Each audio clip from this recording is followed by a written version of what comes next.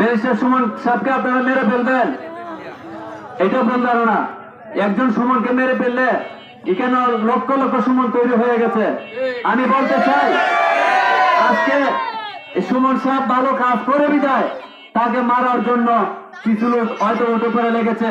কিন্তু আমরা জানতে চাই, আমাদের ইউনিয়নবাসী জানতে চায়, দেশবাসী জানতে চায় যে কেন, তার অপরাধ কি? সে দুর্নীতিবাজকে ধরার জন্য বড় বড় রাঘব বোয়ালকে ধরে ফেলছে। বাংলাদেশ সরকারের আয়ের দিক সে খুঁজে পেয়েছে।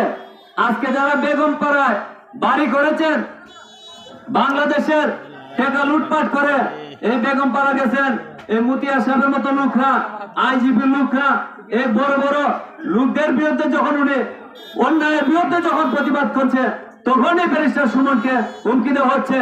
আমরা বিশ্বাস করি এই ব্যারিস্টার সুমনকে আপনারা কোনোদিন মারতে পারবেন না।